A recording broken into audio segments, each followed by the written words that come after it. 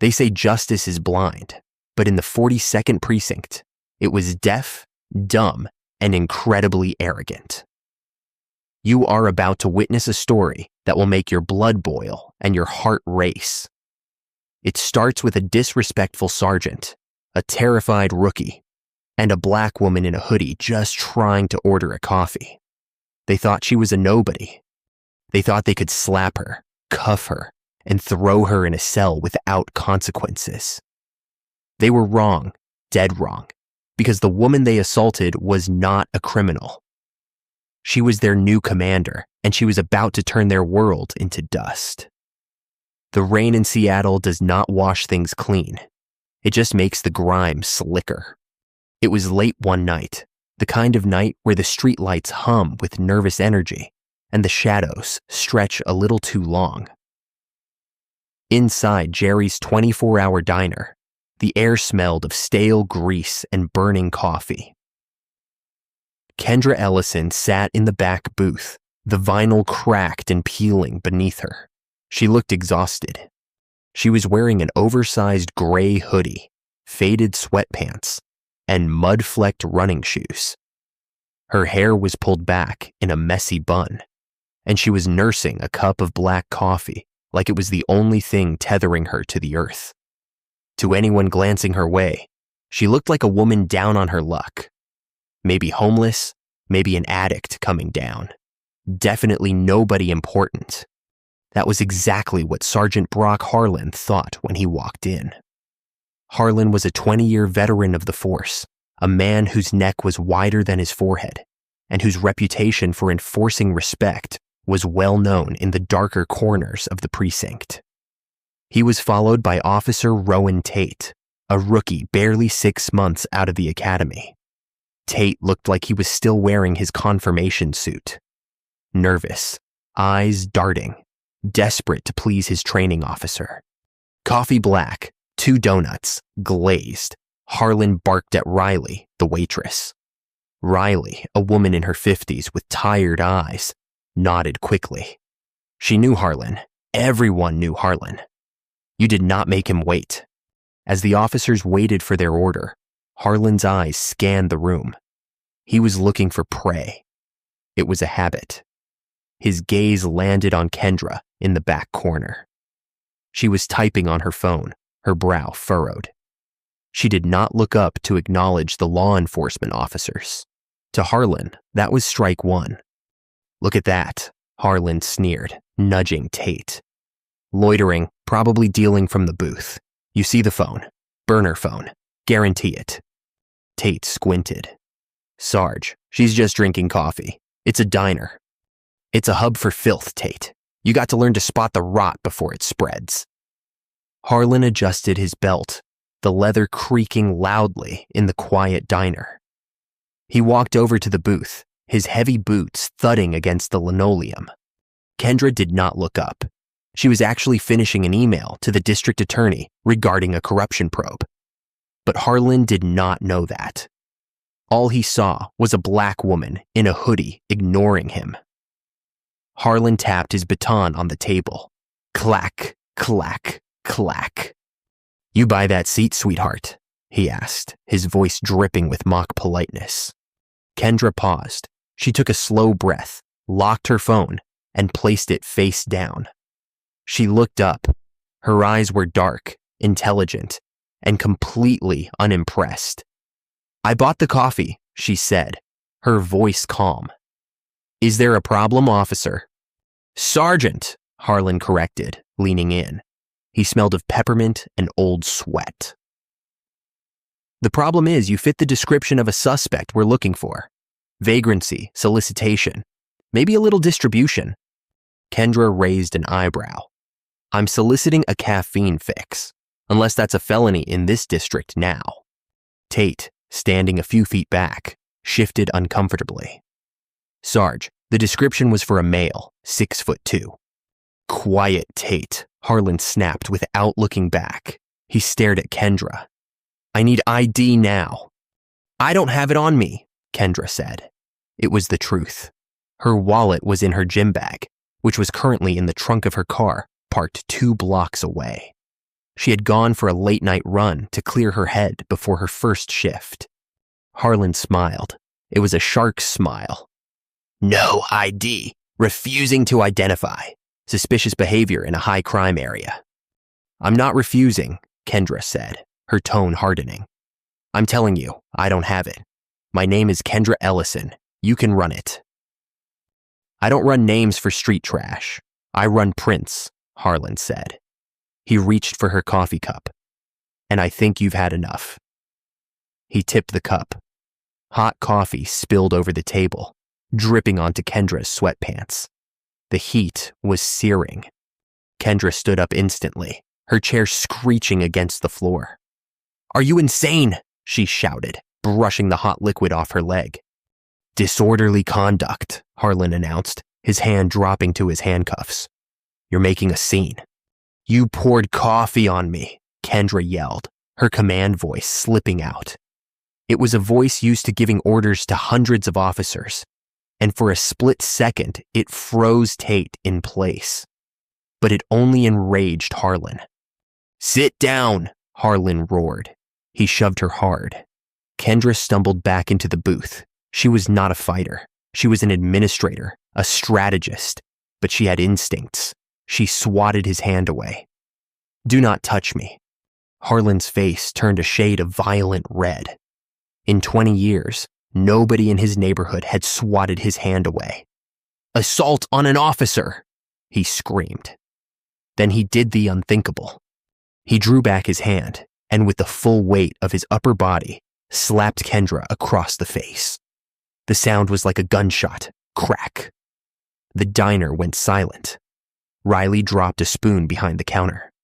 Tate gasped, his hand covering his mouth. Kendra's head snapped to the side, her lips split instantly, blood trickling down her chin.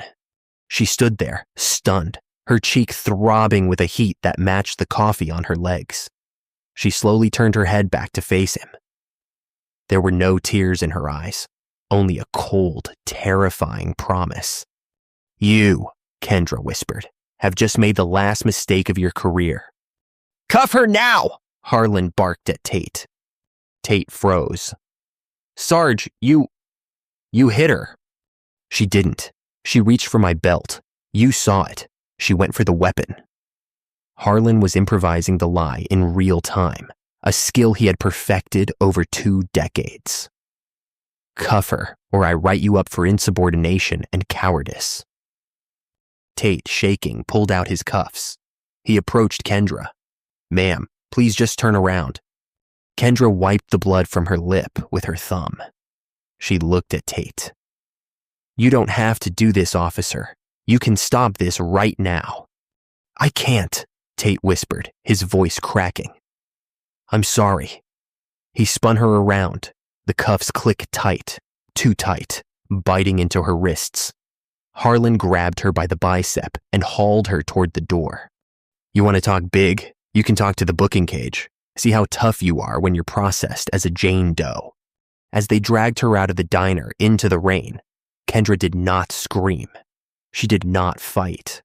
She was calculating. She needed them to book her. She needed the paper trail. If she revealed her rank now, Harlan might try to cover it up. Maybe even drive her somewhere quiet to teach her a lesson where there were no cameras. No, she needed to be in the system. They shoved her into the back of the patrol car. The hard plastic seat was unforgiving. Harlan got in the driver's seat. Tate took the passenger side. The ride to the 42nd precinct was a monologue of abuse. You think you're special, Harlan shouted over the divider, watching her in the rearview mirror. I run these streets. I decide who walks and who talks.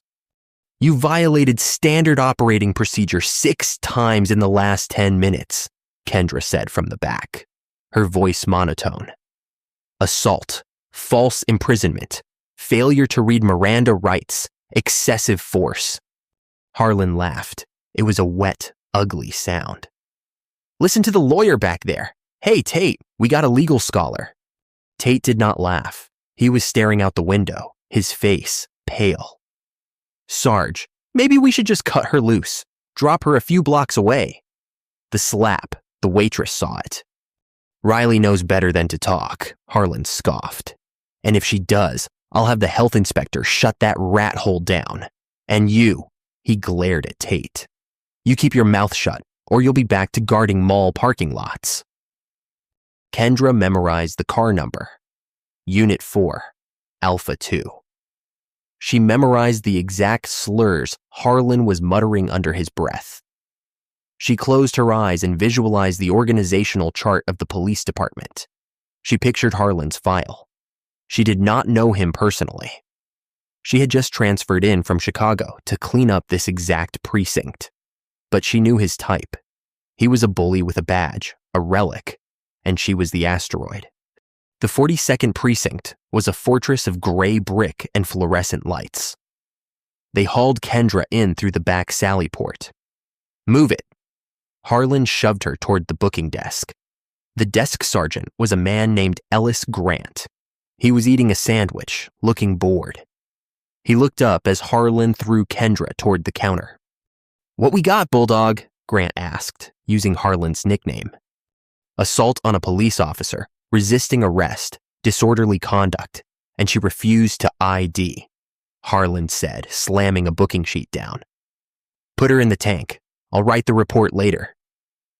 Grant looked at Kendra. He paused. He squinted. Kendra looked directly at Grant. She knew of him. Sergeant Grant was 3 years away from retirement. Clean record, generally liked.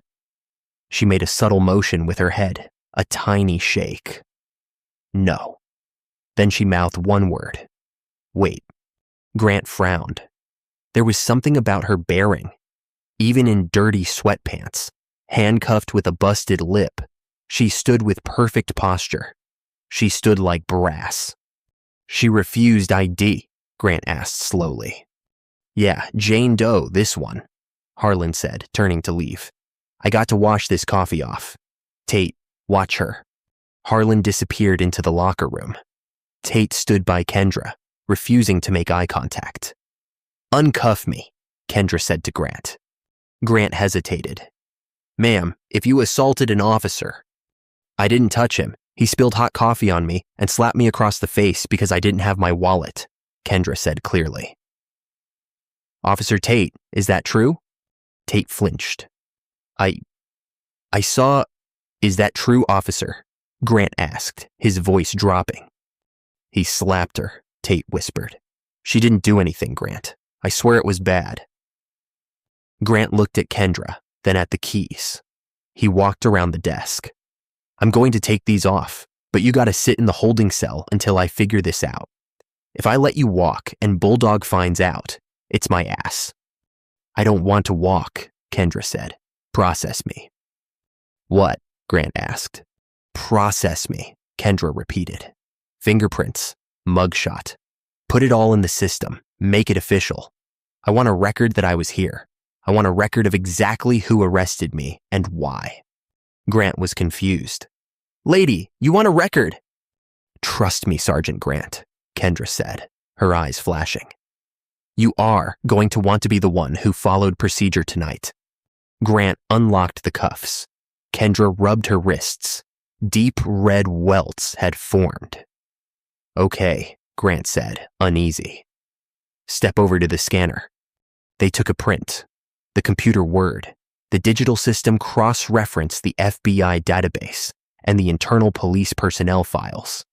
Grant stood by the screen, waiting for the results. Beep. The screen flashed red, then populated with a restricted personnel warning. Name, Ellison Kendra. Rank, Commander. Precinct Captain. Status, active duty. Assignment, 42nd Precinct. Grant's face went white. He stopped breathing. He looked at the screen, then at Kendra, then back at the screen. Oh God, Grant whispered. He turned to Kendra. His hands were shaking.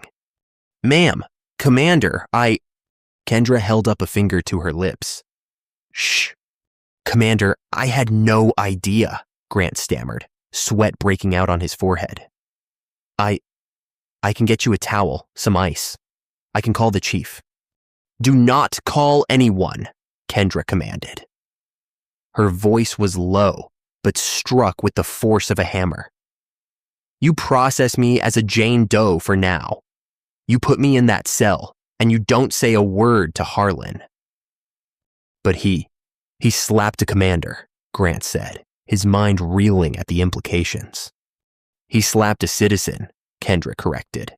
The fact that I'm a commander is just the nail in his coffin. Now put me in the cell. I want to see how he treats me when he thinks I'm nobody. Grant nodded vigorously. Yes, ma'am. Whatever you say, ma'am. He led her to holding cell 3. It was a grim cage with a metal bench. Kendra sat down. She ignored the smell of urine and bleach.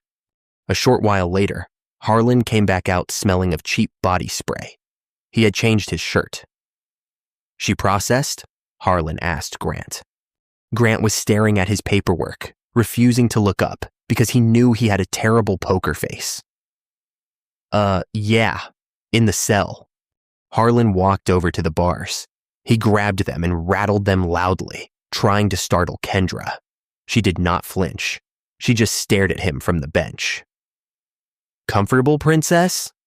Harlan grinned. You know, I looked at your phone. Nice model.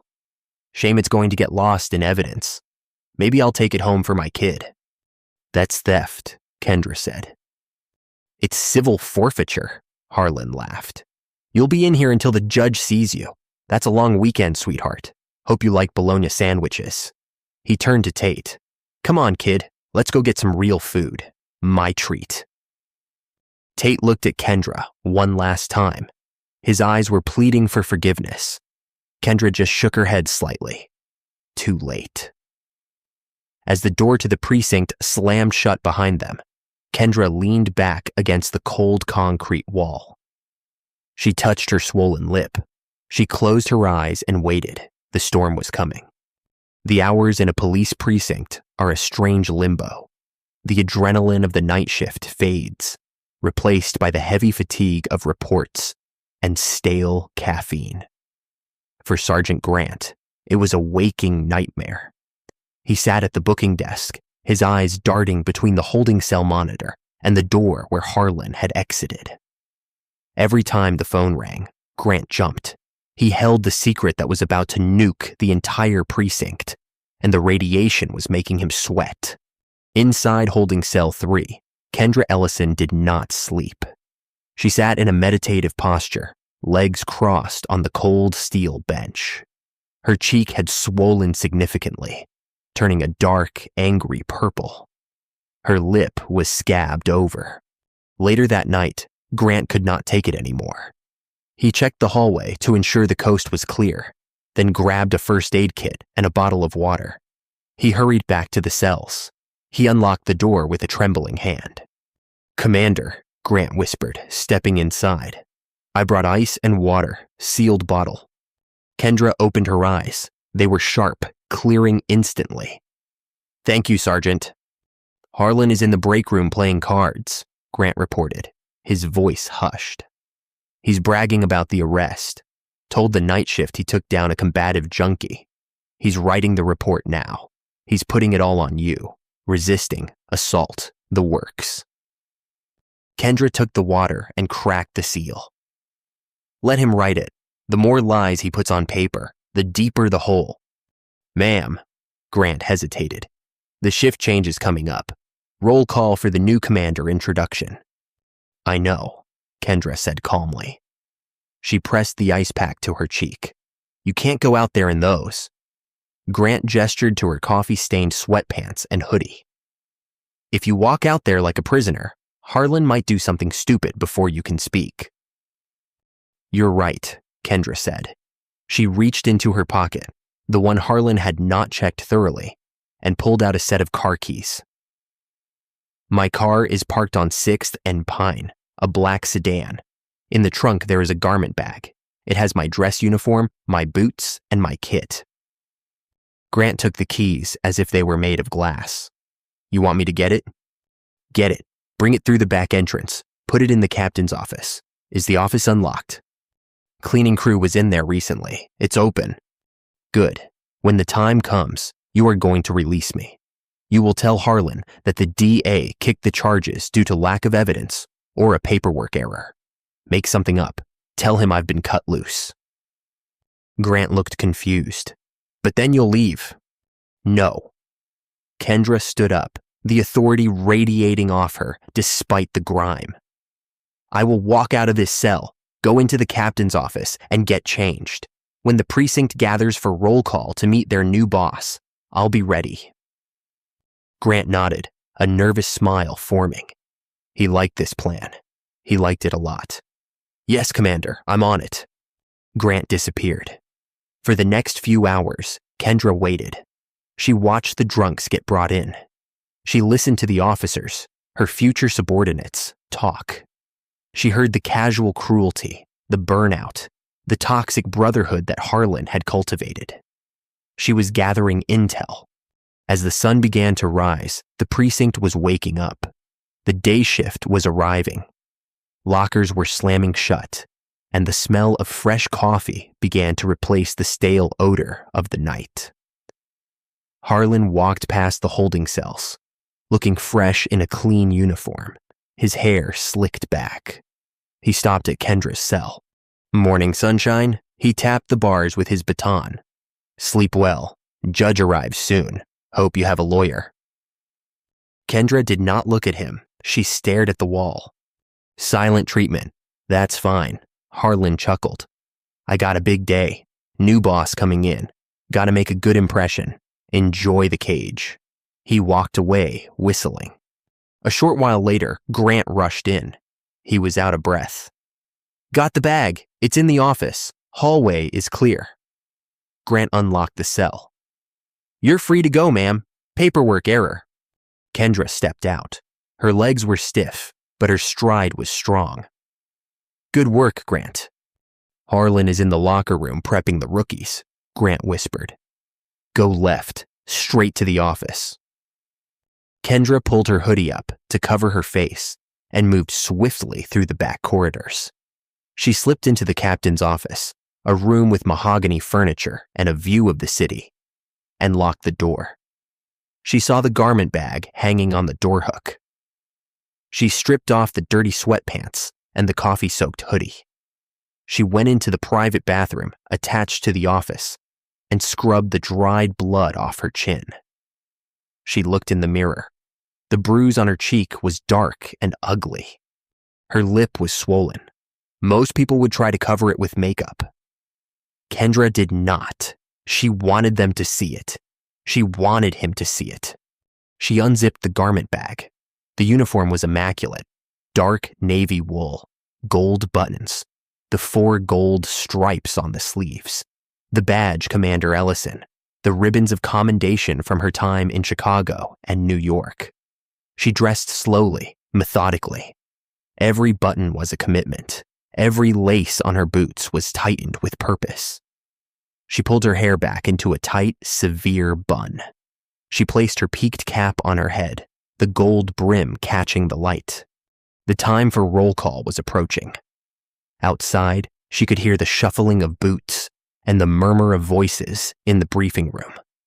The entire precinct was assembled. Kendra Ellison took a deep breath. It was time to go to work. The briefing room of the 42nd Precinct was packed. 60 officers stood in rows, their uniforms pressed, their boots shined. The air was thick with anticipation and the smell of floor wax. At the front of the room stood Chief Donovan Hale, a tall, imposing man with silver hair. He was the bureau chief, the man responsible for all precincts in the district. He looked serious. To the side, Sergeant Harlan stood with his squad. He was primping, checking his reflection in the window glass. Beside him, Officer Tate looked like he was about to vomit. He was pale, sweating, and staring at his boots. "What's your problem, kid?" Harlan hissed out of the side of his mouth. "Stand up straight. New boss is going to be here any second." "I feel sick, Sarge," Tate whispered. "That woman. We should check on her." "Forget the junkie," Harlan snapped. "Grant cut her loose. DA kicked it. Lucky break for her. Now shut up." Chief Hale cleared his throat. The room went dead silent. "At ease," Hale commanded. The officers relaxed slightly, but the tension remained. "As you know," Hale began, his voice booming, "Captain Reyes retired last month. The 42nd has been without a rudder for too long. Productivity is down. Complaints are up." He paused, his eyes scanning the room. He lingered on Harlan for a fraction of a second. "Headquarters decided you needed a change of pace. We needed someone with a proven track record of cleaning up tough districts. Someone who understands the streets, but also understands the absolute necessity of discipline and procedure." Harlan leaned toward the officer next to him. "Bet it's some affirmative action hire," he whispered loud enough for his squad to hear. "Probably never walked a beat in her life." A few officers snickered. "I am proud to introduce your new commanding officer," Hale continued, ignoring the murmur. "She comes to us from Chicago PD, where she led the anti-corruption task force. She is highly decorated, tough as nails, and expects nothing but the best." Hale turned toward the door at the back of the podium. "Officers, attention!" Hale barked. The room snapped to attention. Heels clicked together. "I present to you Commander Kendra Ellison." The door opened, and Kendra walked in. The silence that followed was not just quiet. It was a vacuum. It sucked the air out of the room. She walked slowly to the podium. She was impeccable. The uniform fit perfectly. The gold braids shone. But it was her face that drew every eye. The massive purple bruise covering the left side of her face. The split lip. She stood next to Chief Hale, her hands clasped behind her back. She did not smile. She scanned the room row by row, face by face. She saw the confusion in the eyes of the veteran cops. She saw the shock, and then her eyes locked on the front row. She looked at Officer Tate. His mouth was open, his eyes bulging out of his head. He looked like he was witnessing a ghost. Then she looked at Sergeant Harlan. Harlan was frozen. His brain was trying to process the impossible data it was receiving.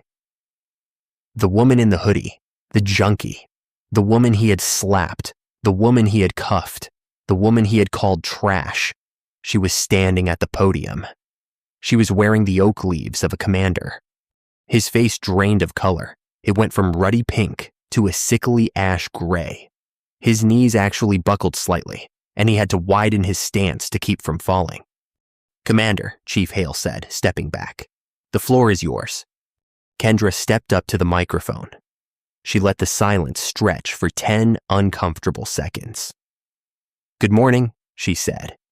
Her voice was the same one from the diner, calm, controlled, but now amplified by the microphone and the weight of her rank. "Good morning, Commander," the room chanted back, though the voices were shaky. "You're wondering about my face," Kendra said, touching her bruised cheek lightly. The room was so quiet, you could hear the hum of the fluorescent lights. "I didn't get this in a raid," Kendra said, walking out from behind the podium. She began to pace slowly in front of the first row of officers. "I didn't get this fighting a cartel member. I didn't get this from a domestic abuser." She stopped directly in front of Officer Tate. The rookie was shaking so hard, his belt leather creaked. "I got this," Kendra said, her voice dropping to a dangerous whisper that carried to the back of the room. "Because last night, I went to get a cup of coffee." She turned her head and looked straight at Harlan. He was staring straight ahead, his eyes glazed over, sweat pouring down his temple. "I was assaulted," Kendra continued, "by a police officer, an officer from this precinct, an officer who thought that because I wasn't wearing a uniform, because I was a black woman in a hoodie, I had no rights. He thought I was nobody." She stepped closer to Harlan. She was inches from his face. She could smell the fear on him. It smelled different than the peppermint and sweat from the night before. "Sergeant Harlan," she said. The name hung in the air like a guillotine blade. "Ma'am," Harlan croaked. His voice was a broken whisper. "Do you recognize me, Sergeant?" she asked. I, Harlan stammered. He could not get the words out. His career, his pension, his life. It was all flashing before his eyes. "Speak up, Sergeant," she barked. "You had plenty to say last night in the car. You called me street trash. You called me a legal scholar. You told me I'd be eating bologna sandwiches for days." The entire room turned to look at Harlan. The other officers were horrified. This was the ultimate nightmare scenario. I didn't know. I didn't. It was you, Commander," Harlan managed to say, his voice trembling. "Oh, I know you didn't," Kendra said, her voice dripping with ice. "And that is exactly the problem. If you had known I was a commander, you would have saluted me. You would have bought my coffee. But because you thought I was a civilian, you treated me like an animal." She turned back to the room, addressing everyone. "This man poured scalding coffee on me. He slapped me across the face when I questioned him. He arrested me without cause. He falsified charges." She turned back to Harlan. "Officer Tate," she said, not looking at the rookie but gesturing to him. "Yes, ma'am," Tate squeaked. "Did Sergeant Harlan slap me last night?" Tate looked at Harlan. Harlan's eyes were pleading, begging for silence. Then Tate looked at the commander and at the bruise on her face. "Yes, ma'am," Tate shouted. "He did, and you didn't do anything. You were just drinking coffee." "Traitor," Harlan whispered under his breath. "Silence," Kendra roared. She was in his face instantly. "You do not speak unless I order you to speak. Give me your badge." Harlan blinked. "Commander, please, 20 years. I have 20 years. You have 5 seconds before I add insubordination to the list of felonies I am personally going to charge you with. Badge, gun, now." Harlan's trembling hands reached for his chest. He unpinned the silver shield. He unbuckled his holster. He handed them to her. Kendra took them. She handed them to Chief Hale. "Sergeant Harlan, you are relieved of duty effective immediately," Kendra announced. "But you aren't going home." She signaled to the back of the room. 2 internal affairs officers, who had been waiting in the hallway at Kendra's request, stepped in. "You are under arrest," Kendra said, watching the hope drain from his eyes. "For assault, battery, false imprisonment, deprivation of civil rights under color of law, and filing a false police report." Harlan looked around for support.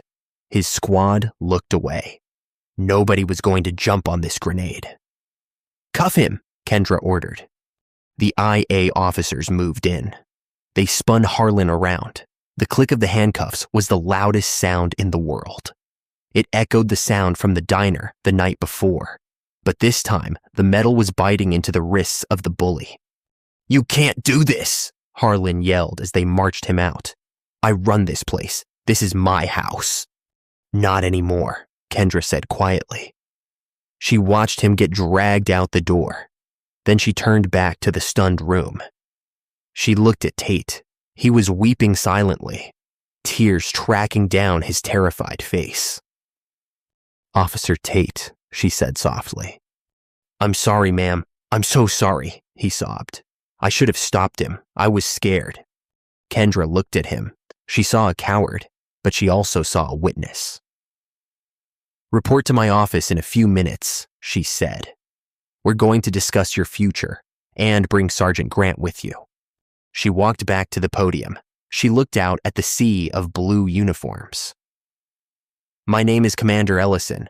Things in the 42nd are going to change. If you are a good cop, you have nothing to fear.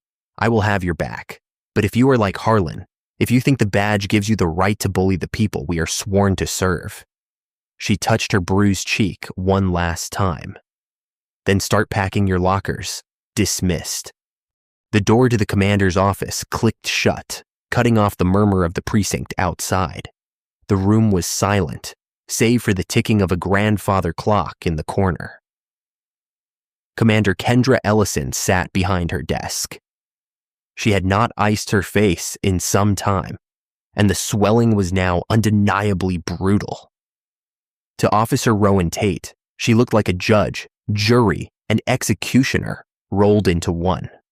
Tate stood at attention, trembling. Sergeant Grant stood beside him, looking solemn, but relieved that he was not the one in the crosshairs. At ease, Kendra said, though her tone suggested no relaxation. Tate slumped slightly. Ma'am, I just want to say I'll turn in my badge. I know I'm done. I don't want to drag this out. Kendra picked up a file from her desk. It was Tate's personnel file. Rowan Tate, 24 years old, top of your class in physical fitness, middle of the pack in academics. Remarks from the academy say you have high empathy but low assertiveness. She looked up at him. Do you know what low assertiveness gets you on the street, Tate? Dead, ma'am. Worse, Kendra said. It gets you turned into a monster. It turns you into Brock Harlan's lapdog. Last night, you knew what was happening was wrong. I saw it in your eyes. You wanted to stop him. Why didn't you? He was my training officer, Tate whispered, staring at the floor. He told me that if I went against him, he'd end my career. He said the blue wall of silence protects everyone, but if you break it, you're alone. The blue wall? Kendra scoffed. It's not a wall, Tate. It's a cancer. And last night, you let the infection spread because you were scared. She threw the file down on the desk. Sergeant Grant, Kendra said. Yes, Commander. Grant straightened up. You risked your pension last night. You saw a prisoner being mistreated. You saw the discrepancies and you acted. You treated me with dignity when you thought I was a nobody.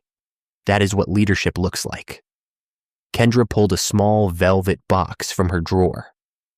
I am promoting you to lieutenant effective immediately. You are now the watch commander for the night shift. Your first job is to audit every single arrest report Brock Harlan has written in the last 5 years. Grant's jaw dropped. Commander, thank you. I won't let you down. I know you won't. Now leave us. I need to speak to Tate alone. Grant nodded, gave Tate a sympathetic glance, and exited. Kendra stood up and walked around the desk. She leaned against the edge, crossing her arms. Tate, I have 2 options for you. Option A, I fire you. You face charges for accessory to assault and false imprisonment. You never work in law enforcement or security again.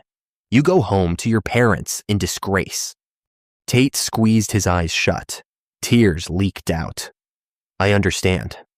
Or, Kendra continued, her voice softer. Tate opened his eyes. You become the witness. You testify against Harlan. You tell the internal affairs investigators everything.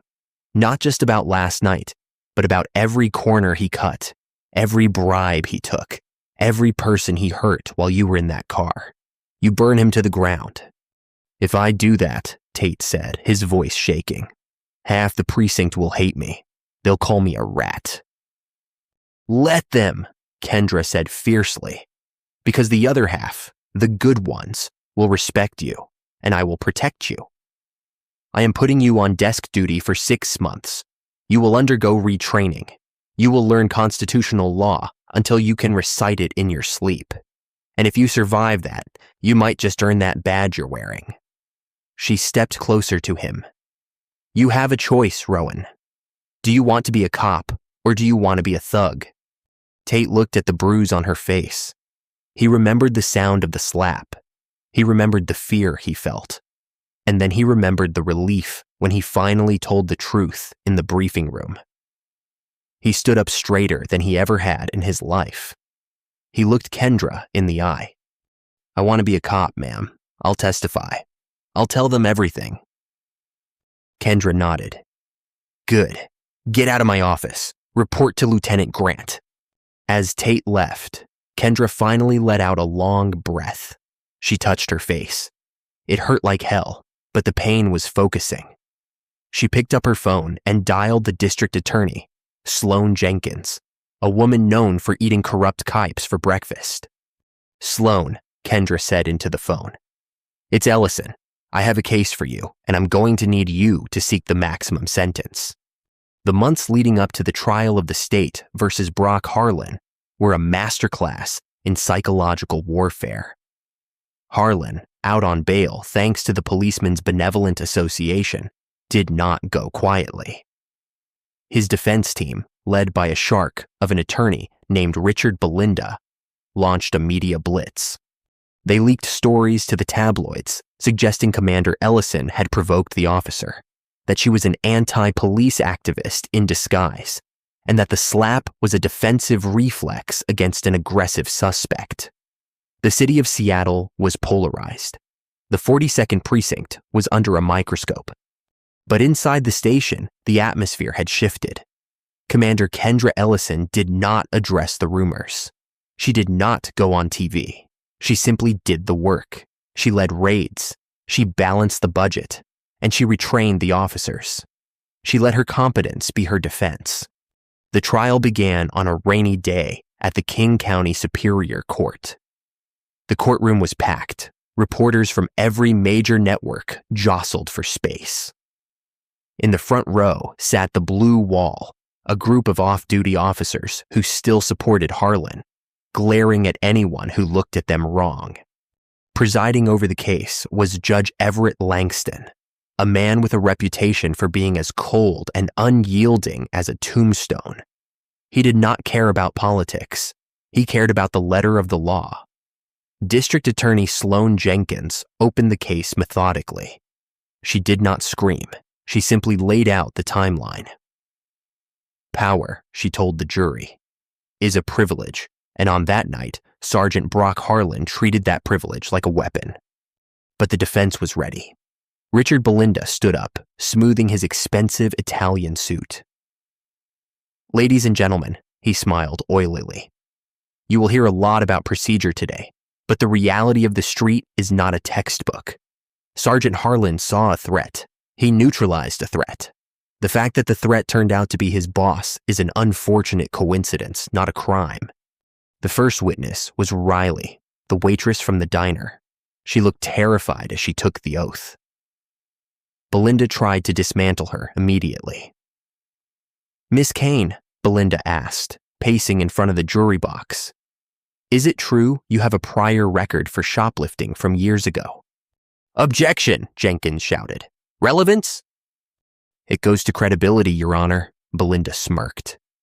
Riley's hands shook, but she looked at Kendra, who gave her a subtle, reassuring nod. Riley took a breath. "I stole formula for my baby 20 years ago, but I know what I saw that night. That man," she pointed a trembling finger at Harlan, "called her filth. He poured coffee on her, and he hit her like she was nothing." Belinda hammered her for an hour, trying to confuse her on the timeline, but Riley held firm. The jury liked her. She was real. When Kendra Ellison took the stand, the silence in the room was absolute. She wore her full dress uniform, her medals gleaming under the harsh courtroom lights. Belinda thought he could rattle her. He was wrong. "Commander," Belinda said, leaning on the podium, "you admitted you didn't identify yourself. You admitted you didn't have ID. Isn't it true that you were testing my client, baiting him into a reaction to ruin his career?"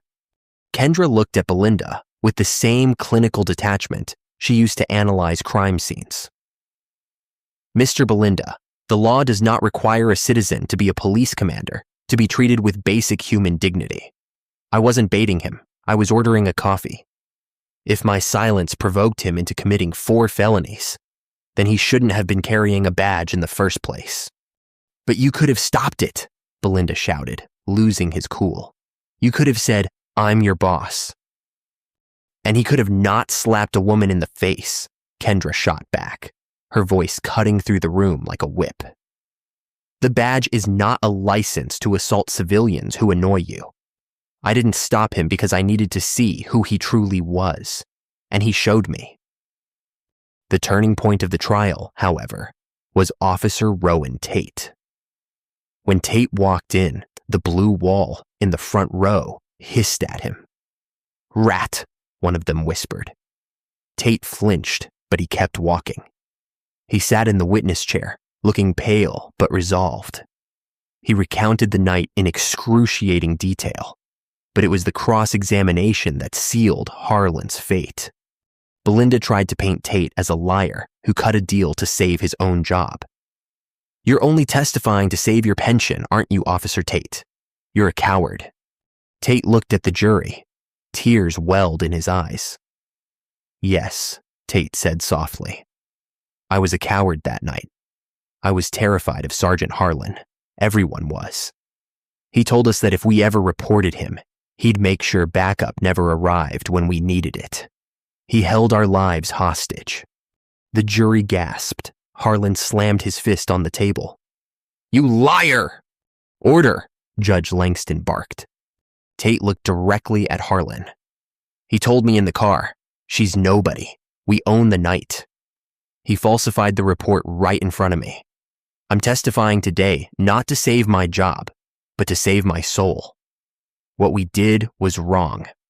That confession broke the defense's back. The jury was not looking at a tactical error anymore. They were looking at a gangster with a badge. The deliberations took less than 4 hours. When the jury returned, the foreman, a middle-aged schoolteacher, would not look at Harlan. "On the count of assault in the second degree, we find the defendant guilty. On the count of deprivation of civil rights, guilty. On the count of falsifying police records, guilty. On the count of official misconduct, guilty." Harlan slumped in his chair. He looked over at his wife in the gallery. She was already putting on her sunglasses, getting up to leave. She did not look back. She knew the pension was gone. She knew the house would be seized to pay legal fees. She was done. The sentencing hearing soon after was the final nail. Judge Langston did not mince words. "Mr. Harlan," the judge said, peering over his spectacles, "you have shown zero remorse. You have dragged this department through the mud. You have tried to intimidate witnesses. You are a disgrace to the uniform you once wore." "I was a good cop," Harlan screamed, finally snapping. "I kept the streets clean." "You were a bully," Langston said coldly. "And now you are a convict. I sentence you to 15 years in the state penitentiary. You are remanded to custody immediately." The bailiffs moved in. Harlan struggled, his eyes wild. "You can't put me in with them. I'm a cop. They'll kill me. You're signing my death warrant."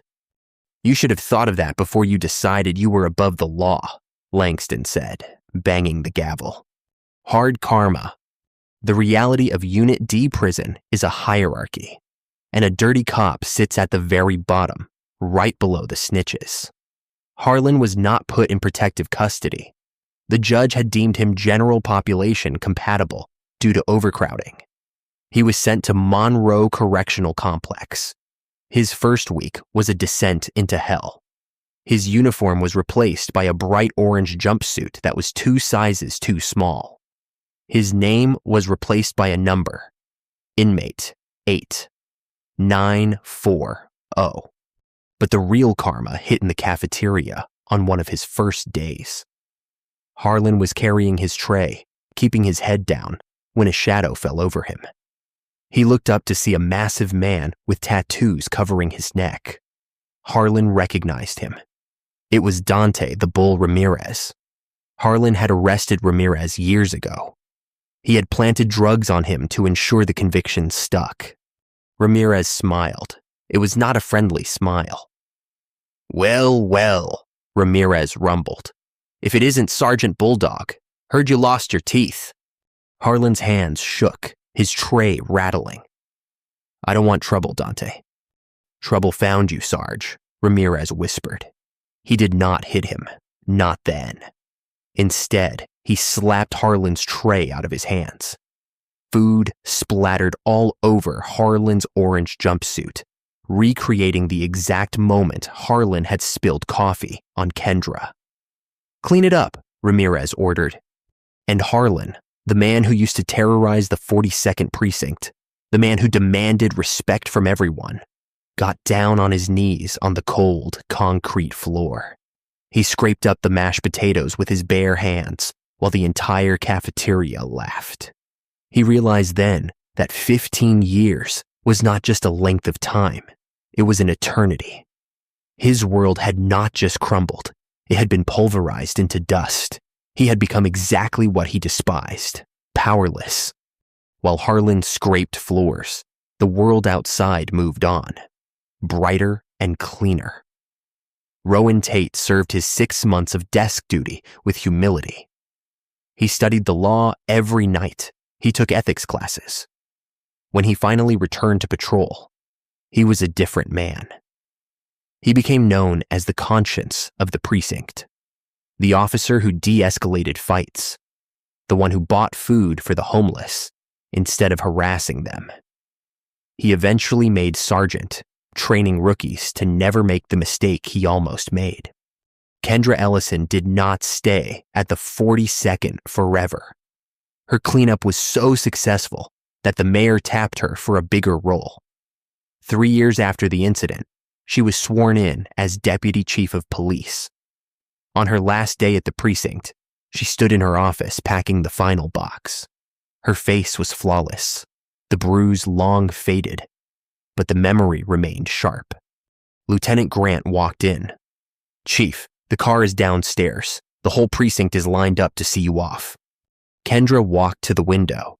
She looked down at the street where she had once walked in a hoodie, invisible and vulnerable. She touched the gold star on her collar. "You know, Grant," she said softly. "Harlan was right about one thing." "What's that, ma'am?"